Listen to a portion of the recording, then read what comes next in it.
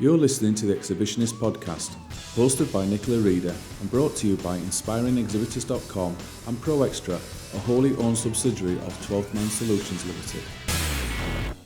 Hi there and welcome to episode 26 of the Exhibitionist podcast.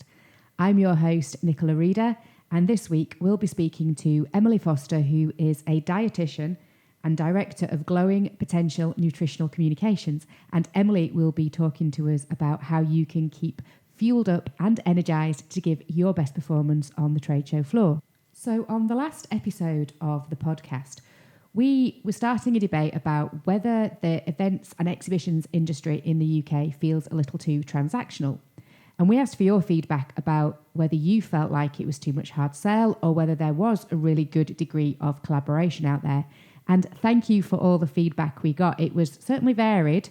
We had some event organisers who got in touch with us quite rightly, defensively, to say they work really hard to add value for exhibitors and create programmes and initiatives where exhibitors can get involved and get much more out of their events than just what they deliver from their space on the trade show floor. And that's great. There are loads of exhibitions that are doing that, and kudos to all of you guys who are working really hard with exhibitors.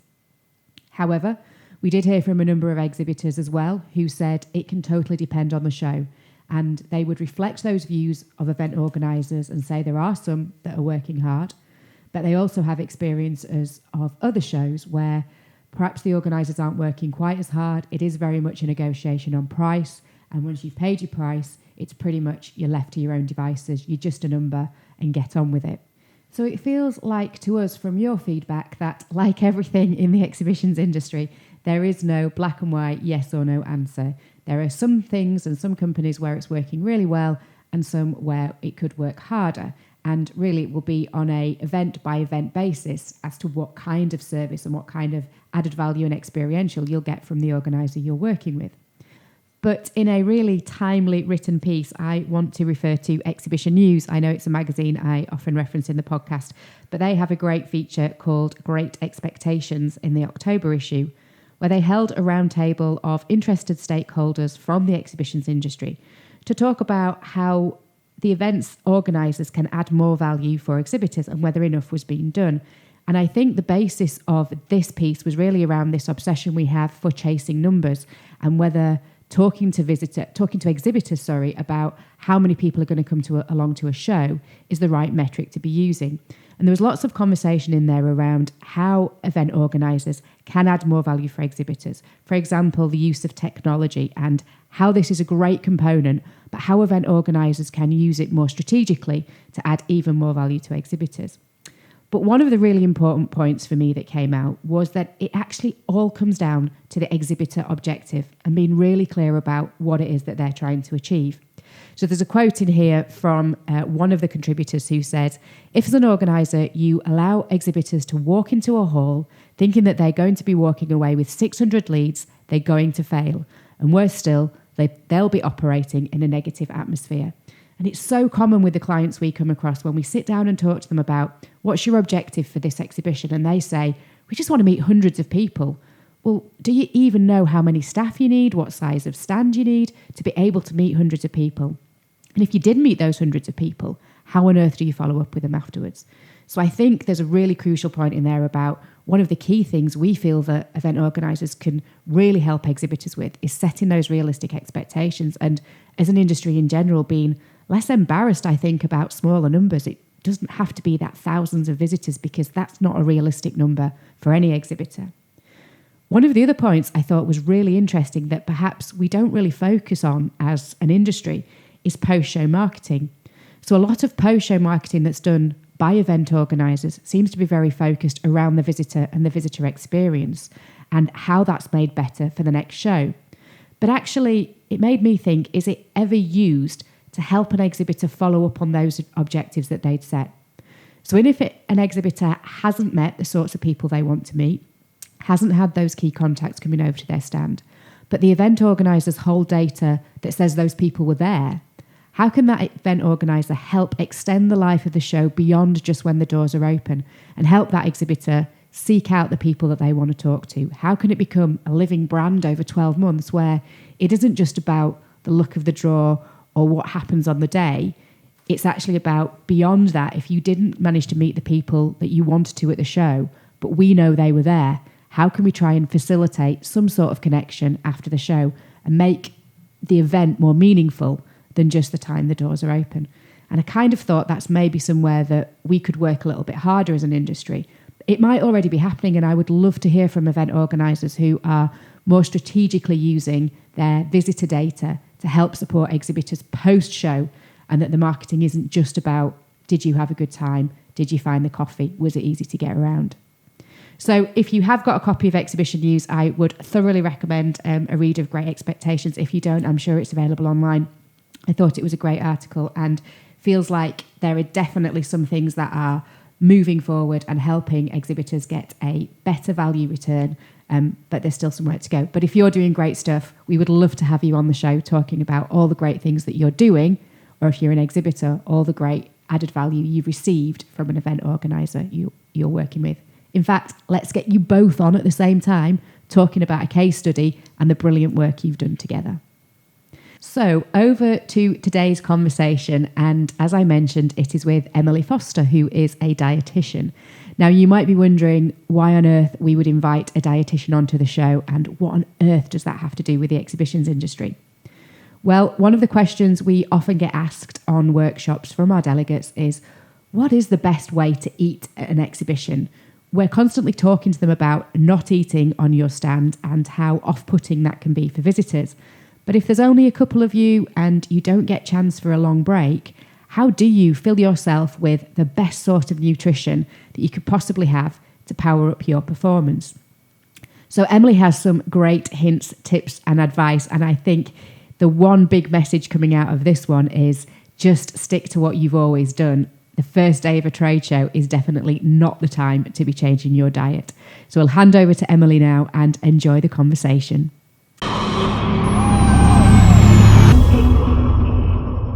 So on this week's episode of the Exhibitionist podcast, we are excited to have with us Emily Foster. And Emily is the founder of nutrition consultancy Glowing Potential and is also a registered dietitian. So welcome to the show, Emily. Thanks so much for having me, Nicola. I'm excited to be here. And different for you being the other side of the microphone this week.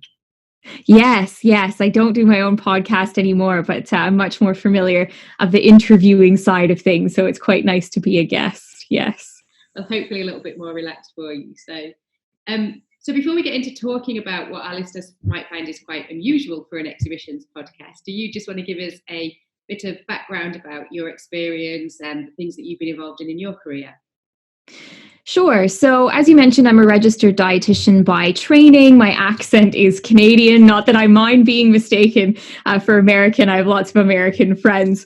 But I trained as a dietitian in Canada, sort of in Toronto, and then on the east coast of Canada as well. And I began my career by working for a really large Canadian retailer called Loblaw.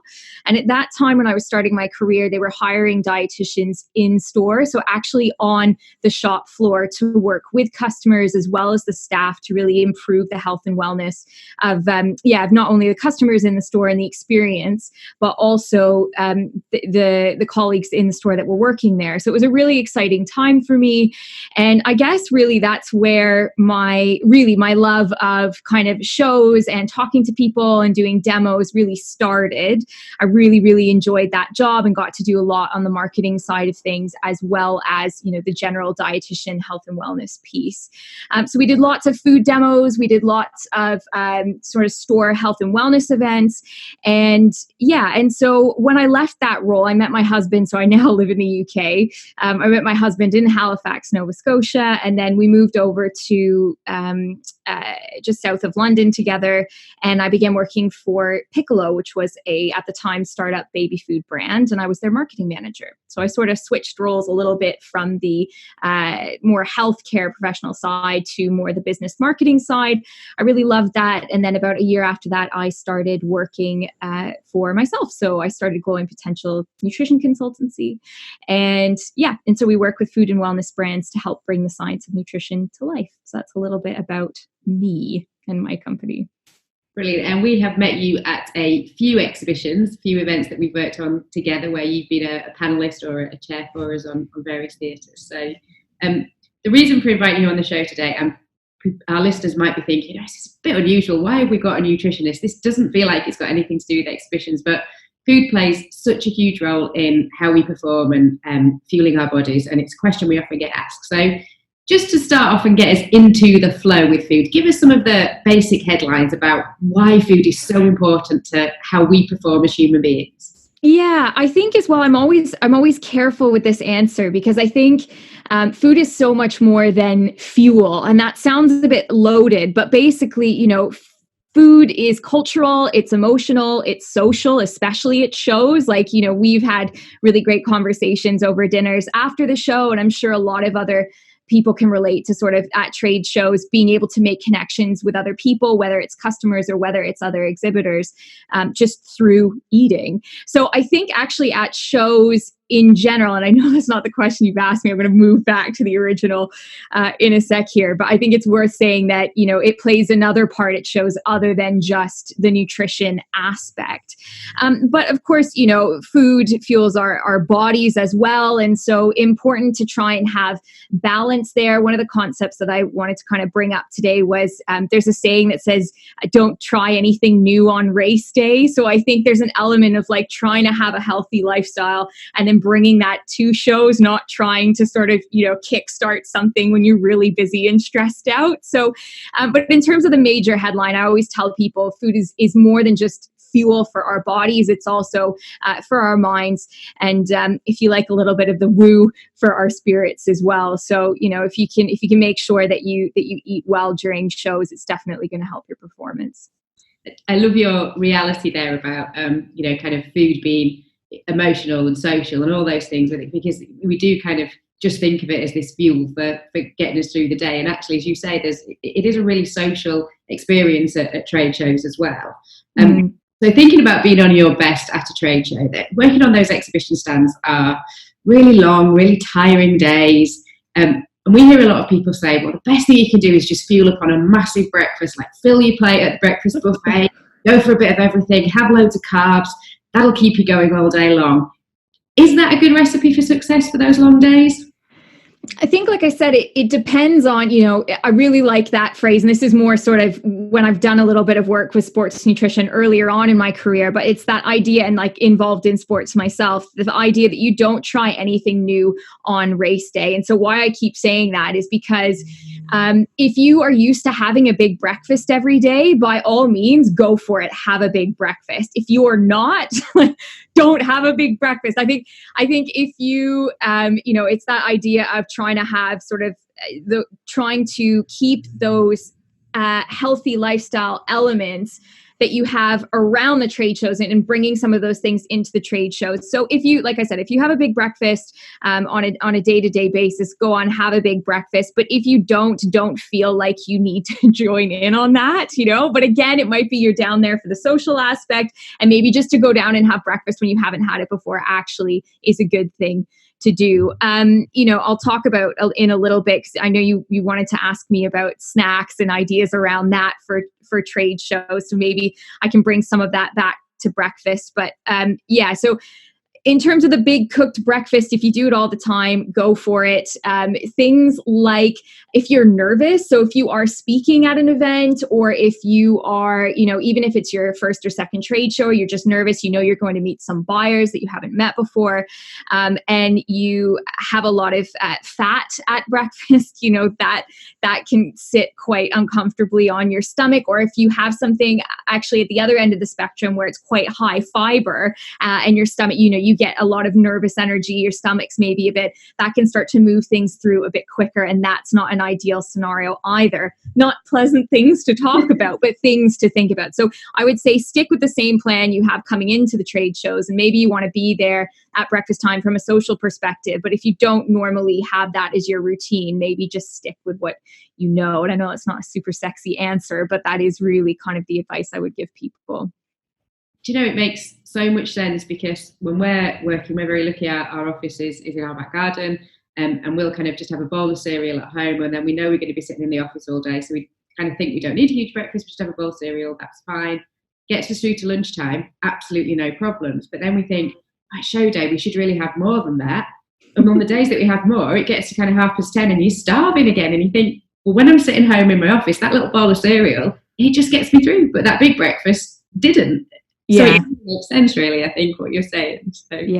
Yeah. I think it depends too, I think there's the idea, a lot of hotels will put on sort of that cheap fry up. And so it depends on where you're, I mean, I'd love to stay at a spot where, it's a really nice ritzy breakfast, then sign me up for the big breakfast. But if it's just kind of quite a greasy morning, then I would say probably stick with your regular routine as much as you can.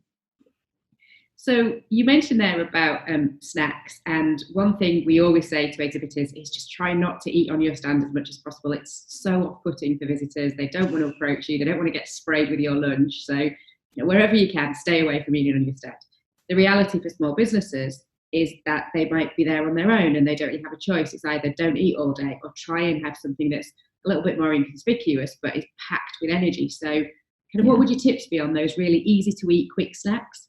Yeah, I have to laugh at that because when I used to work as an in-store dietitian for the supermarket chain, I remember vividly, and I laughed when we had talked about this question earlier because at the time I was closing up a demo. I probably had 20 minutes left of the demo and we were demoing like these peanut butter oat balls and there had been no one around. It was kind of coming up to the end of the day and I was just starving. And I thought, you know what? There's no one here. I'm just going to eat one of these. And literally as soon as I put it in my mouth, someone came by and wanted to stop and talk to me about something. And it was peanut buttery and it was I'm sure it was A, very unprofessional and B, very off-putting. So I get the whole don't eat at your stand thing, but I also can understand from the small business perspective as well of needing to have something to eat. And so what I would suggest for that is, and this is kind of the advice I give for general snacking. So in terms of the two, I kind of have a favorite combination when I'm putting together a snack or a really quick meal. And I always tell people, aim to have one carbohydrate and one protein source. You can have more, you can have 2 carbohydrate sources, whatever floats your boat. So when I say carbohydrates, I mean grains, I mean starches. So it could be things like dried cereal, it could be things like toast, it could be things like fruit, it could be things like I'm trying to think of like crackers. So carbohydrates are our body's fastest form of fuel, which means that they bring our blood sugars up and they make us feel full fast, which is great. They also contain things like fiber as well.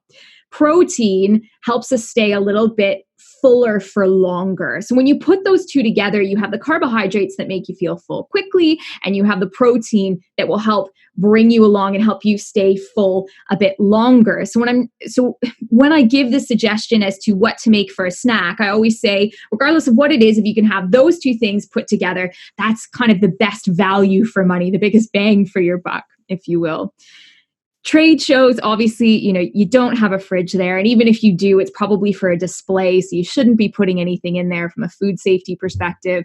And so, I like a lot of outdoor stuff. I'm a really big fan of trail mix because it's literally kind of a kitchen sink sort of scenario where you can have cereal in there. You can have nuts, like you were saying before. They're a great source of protein. They're also a source of healthy fat as well, which makes us feel a bit full for longer. So that combination of the carbohydrates, so the grains and the starches, with protein, so nuts, seeds, eggs.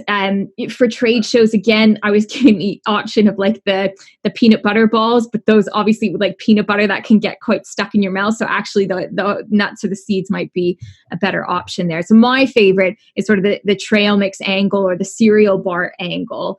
There are obviously others. And if you're wanting to make your own, I would say that carbohydrate and protein combo is a really good spot to start. And interesting you mentioned cereal bars there, because that would be the kind of stuff we keep in our locker when we're doing trade shows. But you kind of tend to hear bad things about cereal bars sometimes, and I'm never quite sure if they're the thing I should be eating or not be eating. Are there some that are better than others? What should we look out for on cereal bars? Yeah, it's a good question. And I think it depends on, there's kind of the easy way to look at it, which is the traffic light labeling system. So front of pack, we've all seen that, the red, amber, and green labeling. And so obviously, if you're going for a healthier option or an option, I like to say sort of an option you want to choose more often, because just because something has the red on the front of the label doesn't mean you should never eat it. It just probably is something you don't want every single snack. So look for the red and the amber, or sorry, look for the green and the amber as opposed to the red and the amber when you're choosing a snack bar. But for me, I always look for, and I look for this in cereal as well, the fiber and the sugar. So those are two things I tend to look at because that gives me a good idea as to how much sugar is in there. So particularly added sugars, so things like honey and syrups that are added to make it sweeter. I would rather add in sort of dried fruit, and then at least I have a bit of a say over how sweet I want that particular snack. But fiber, I mean, it's difficult. It's quite difficult actually to find healthy cereals. And that's why I give the ideas of sort of the green and the yellow. But in terms of fiber, if you can find per serving sort of like 2 to 4 grams, that's quite a good amount. And then with sugars, if you can look for sort of less than 8 per serving. And again, it changes. Some cereal bars are 30 grams, other are 50. So it really depends. But if you can get the sugar under the 8 grams and the fiber sort of that sort of 3, 2, 3, 4, if you can, that's a good spot to start. But the traffic light labels are the sort of the quickest decision makers. Yeah, they are brilliant for just having a really quick look and thinking, okay, what have I had today? If it's all red, if I've been really good all day, then I can probably have something with a bit of red in, but otherwise, keep the ambers and the greens. So if you're working as part of a team at a trade show and you have the luxury of getting a break and you can go away to one of the various food outlets around the hall, you've quite often presented with some quite traditional options. So there'll kind of be fish and chips or pies and chips, or there'll be those sandwich outlets, the big coffee shops that have got paninis and toasties. And I know I'm going to have venues saying, oh, we're really trying to bring in healthy options, which I know a lot of them are. Sometimes on that break, you can feel like, I've been on my feet all morning, I'm really tired. I'm just going to have burger and chips because I deserve it, and it's there. That's maybe not the best option. What would be a good option to make in some of those cafes that you see around venues? Yeah, I think, again, it's what you have to work with, isn't it? So like you say, it really depends on where you are. I think the first thing is, don't beat yourself up if it is quite difficult to find a healthy option. Just stick to the portion sizes. Try and have a serving of vegetables oftentimes. And I am guilty of this. I will come back from a trade show. It's been 2 or 3 days, and I have not eaten a single vegetable. Maybe I've had one at dinner, but you really do have to make a conscious effort at some of these spots to add in vegetables. It can be quite difficult. And even in the sandwiches, you get, 1 leaf of lettuce, and it can be quite difficult. So if you can, what I would say is try and go, obviously options like fish or chicken are a little bit less in saturated fat than some of the other meats that you'll get. A lot of spots now are trying to bring in more sort of plant-based proteins, which tend to be lower in saturated fat anyways, and they're quite high in fiber. So beans are a great option. Again, if you don't eat a lot of beans, probably don't eat them on show day, just throwing that out there. And because that can make you feel uncomfortable, but also the people around you uncomfortable as well. So what I would say is try and get at least a serving of vegetables, so what you can fit in sort of the palm of your hand in a lunch or in a dinner time, and just really be mindful of the portion sizes, because I think at the end of the day you have to work with what's there, and if you haven't had the time to plan ahead and make your own lunch, then you are looking for options that are around. Lots of restaurants now are trying to do sort of the healthier option menu or the healthier option selection. Oftentimes, again, these would be sort of grilled chicken or a lower fat dressing or things like that.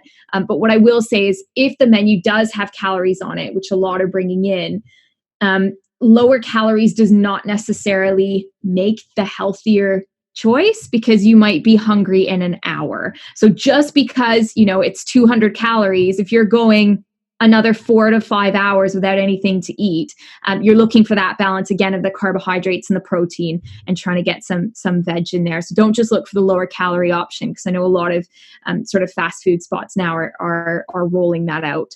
And so just bear that in mind when you're making a choice. It's so disappointing when you think you've been really good and you've picked a lower calorie option on a menu, and it arrives and it's actually just 2 teaspoons full of food, and that's it. It's just the quantity that's small, not the fact that it's actually, better for you in any way. So, in those situations you think, I should have just had a steak and salad, which would have been far better for me than this like tiny portion of something that's supposed to be healthy. Yeah, it's unrealistic, really, isn't it? You get it and you just feel bummed out. It's not a nice feeling. Yeah. And then you go and get a great big chocolate bar to make yourself feel better. So you've kind of just killed off any good that you've done with that tiny portion. So we talked a lot about food, and the other thing we're really, really guilty of when we're at trade shows is we just don't drink enough water. And you're in big air-conditioned halls, you're talking to people, you maybe have a few coffees, and you can very quickly get dehydrated. So just how important is water on those trade show days? And does coffee really perk you up? Is that the answer when you're getting a bit tired? I think coffee is one of those things where if you drink a lot already, probably if you're drinking a lot at a trade show, it's not going to make that much of a difference. So actually, if you drink coffee sort of on a regular basis, then you continue that throughout the trade show, you're not going to be any more or less dehydrated. But if you don't drink a lot of coffee, you can end up, and then you have, several cups, like you were saying, as a social thing at a meeting or you're watching a talk or something like that. You can get, I know I get quite jittery. So coffee is a stimulant, so it speeds things up. So similar to when we were talking about before, making sure that if you are nervous and you don't usually have coffee in the morning or coffee till 11 a.m., and your stomach's a bit upset and you have coffee, that will get things moving because it is a stimulant. So, and that obviously, if it does get things moving and you end up with an unfortunate, and let's talk about it, I'm a dietitian, you end up with an unfortunate bout of maybe the runs or something like that before you get back to you. Not a nice thing to think about, but people get nervous and these sorts of things happen. So coffee not only can perk you up, but also it gets things moving as well. And if you're susceptible to a sensitive stomach, then bear that in mind, because that can also obviously make you quite dehydrated. So anyways, does coffee dehydrate you? If you don't usually drink a lot of it and then you start drinking a lot at trade shows, you will have to pee more often. You will lose a bit more water. And so if you can rotate like one coffee, one bottle of water, then that's great. Ideally, if you can kind of switch, if you're somebody who you do need to go for those coffees, that is a social thing. Can you get a tea instead? That's still going to have a little bit of caffeine in it, but at least it's sort of less of an amount than what you would have with a coffee. And I think worth bearing in mind as well that different types of coffee, different brands will have much different levels of caffeine in them. And so if you're used to having your own brew at home and then you go and you pick up a Starbucks, which is known to be one of the higher ones with caffeine in it, then you're going to be like a rocket darting around the show. So coffee does perk you up. But a lot of people try and have a coffee as well instead of a snack when they're hungry, because it is actually an appetite suppressant. And just eat something. Because you do end up feeling quite jittery and quite out of it. But I think, try again with the race day thing. If you drink a lot of coffee, fine, drink it at a trade show, but do make sure you're getting a lot of water, because a lot of these venues are quite hot as well, and you're on your feet all day. And so you want to make sure you stay nice and hydrated. Absolutely. And we've talked there a lot about kind of the sports analogies and don't change things on race day and kind of keep doing what you're doing. Just thinking about that kind of run into the trade show, the few days before, how do you get yourself in the best physical shape that you can? What can you do in those days beforehand just to prep yourself for the trade show environment? Yeah, I know. Really boring answers here, Nicola. But ultimately, I am a big believer. You want to basically have these sort of healthier habits already, and then you're just carrying that through into the trade show. You really, really do. I mean, you want to make sure that you're continuing to eat well coming up to the show. If you're feeling a bit nervous, maybe cutting back on the amount of fiber that you're having. So instead of, going overboard on sort of whole grain options, although those are healthy, if you're starting to feel a bit nervous, then that's something to adjust, would be your fiber intake. But really, kind of general healthy eating guidelines. So thinking of that plate. So when you look at sort of making a meal, you're looking sort of like a half to a third being fruits and vegetables on your plate, about a quarter to a third your grains and your starches and basically your high carbohydrate foods, and then a quarter of your plate being protein, such your chicken, your fish, your beans, meats, all that good stuff. So if you can take that balance and sort of move that through as you're coming into showtime, that's really the way to go. But actually, that makes me think that if you are really busy on the days leading up to the show, knowing and sort of prepping in advance, so maybe doing some batch cooking, there are some really great companies out there now who do really good frozen meals. So I really love Cook. I think they do a fantastic job. And a lot of these things aren't the cheapest options, but if it's going to mean that you have a decent meal, sort of the days leading up when you're quite busy running around, then go for it if you're able to do it. So prep as much as you can. Remember sort of that balanced, healthy eating plate. And if you are sort of getting the pre-show jitters, maybe pulling back on some fiber as well, heading into those days. And our tip from the hundreds of trade shows we've been to is always make sure you've got a loaf of bread in the freezer, a can of beans in the cupboard, and some cheese for when you get home, because there's nothing like beans and cheese on toast when you on your feet at a trade show. It's always our favourite meal. It's really boring, it's really simple, but it's what we have every single time after we get from the show. So I guess your best tip from all of that really is just adopt the good habits now, and then just keep them going into a trade show, and you'll be fine. Don't suddenly try and think you've got to do it all differently on trade show day, because don't add stress upon stress, right? Let's one step at a time here. But I think some of those ready meals, or even buying things that are sort of half pre-prepped. So if this is a bad example, but if it's going to save you time chopping carrots, you buy the pre-chopped carrots. So you have a bag of frozen veg and you add that as opposed to chopping the veg, because that saves you 10 minutes, then do that. There's nothing wrong with that. So plan ahead and get some of those easier options in before the show, so that it just gives you a bit more time and time to relax before you head into that period of busyness. And so we talked a lot about food, just in terms of kind of those long days on the trade show where you're busy talking to people. They can just be exhausting emotionally, mentally, physically. Just getting out in the fresh air, getting a bit of exercise, having a walk, clearing your head, that will all help you just feel energized for the few days you're at a show, as well as kind of eating well at the same time.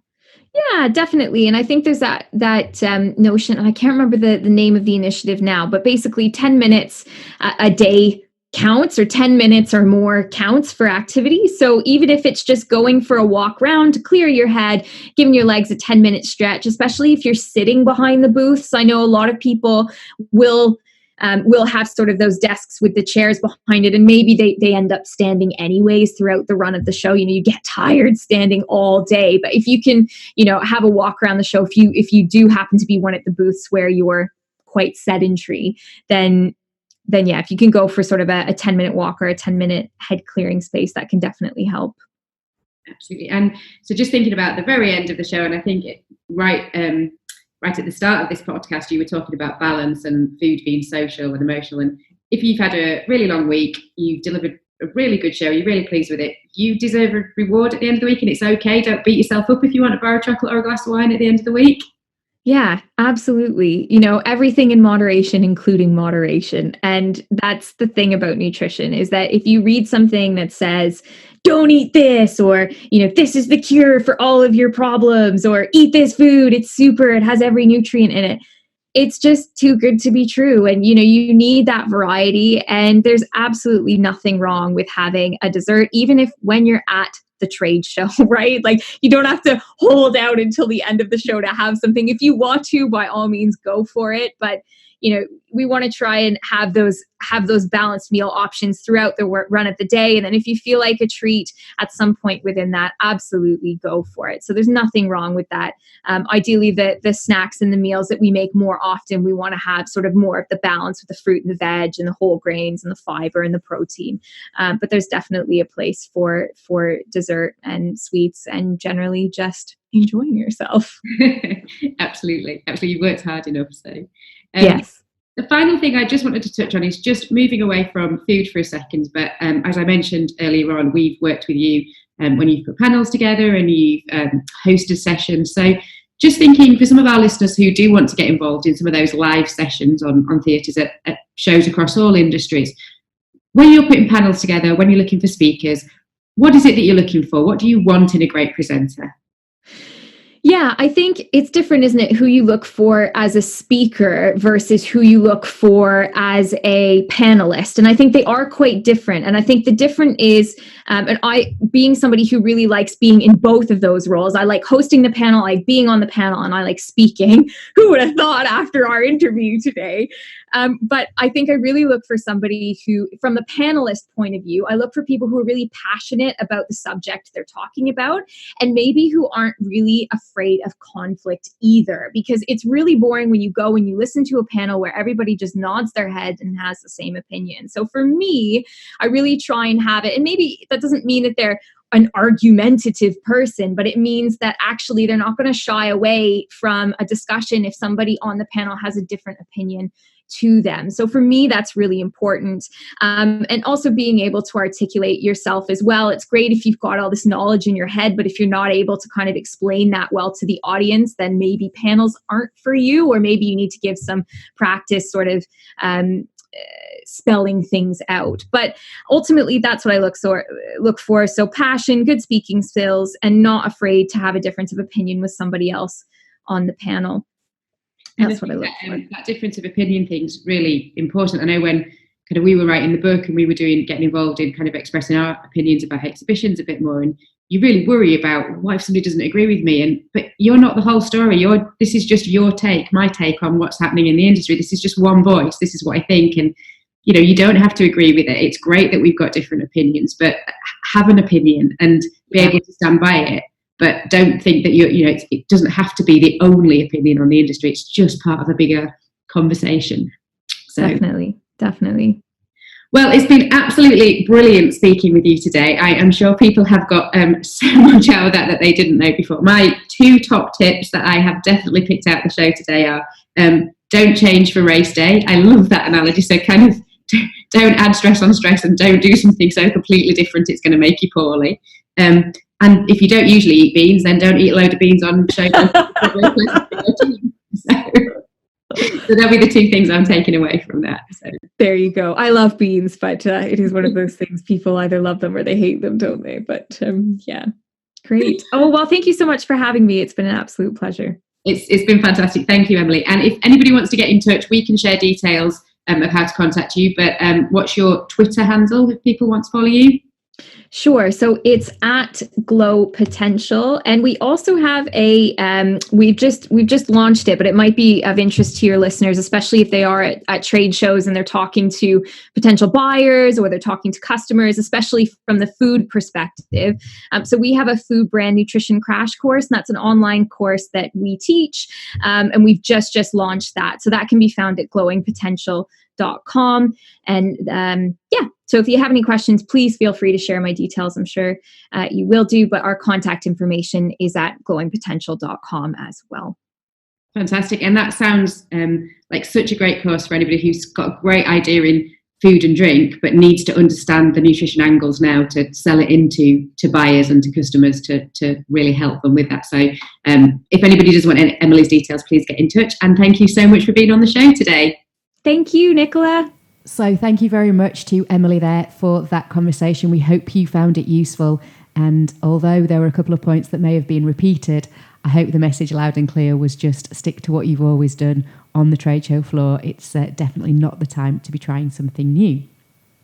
So in a couple of weeks, we will be back on the podcast speaking to Soraya and Jamie from Fresh Montgomery. So we have a commercial director and an event director working on a show who are going to be discussing with us how you make sure that the commercial aims and the overall objectives of the show are aligned and consistent and fed right through the exhibitor. So maybe going back to a little bit of what we were talking about earlier today. So that's in 2 weeks' time with Soraya and Jamie from Fresh Montgomery. That's it for us for this week. So as always, you can keep in touch with us via the website, which is www.inspiringexhibitors.com. Don't forget you can pick up your signed copy of The Exhibitionist, the book, the Amazon best-selling book over there on the website. And we will donate £1 from every copy sold via our website to the National Literacy Trust. If you're not sure what the Trust do, check out our social media streams. We have a video going live detailing exactly the help they give to vulnerable adults and children who are struggling with literacy in the UK. You know about our latest blog over on the website, which we have had some fantastic feedback from. So thank you for everybody who has sent us a comment about that. We're looking at the 5 things that you can do to really drive your ROI. There won't be any surprises in there. They will be things you've heard from us about before. But it's been getting really good traction and we've had some great comments. So that's the latest blog over on inspiringexhibitors.com. Please do sign up for the newsletter, which goes out every 2 weeks and keeps you updated on everything we're up to and also has some hopefully helpful hints and tips with your exhibitioning plans. So I hope you have a great couple of weeks. I know exhibition season is live again now and people are very busy with events. We'll be out and about. So if you see us, do come say hello. Have a good 2 weeks and happy exhibitioning. Hop over now to inspiringexhibitors.com to subscribe to our newsletters, blogs and future podcasts, keeping you up to date with industry insight. While there, you can also find out more about our new book, The Exhibitionist, Inspiring Trade Show Excellence. Once again, thank you for listening.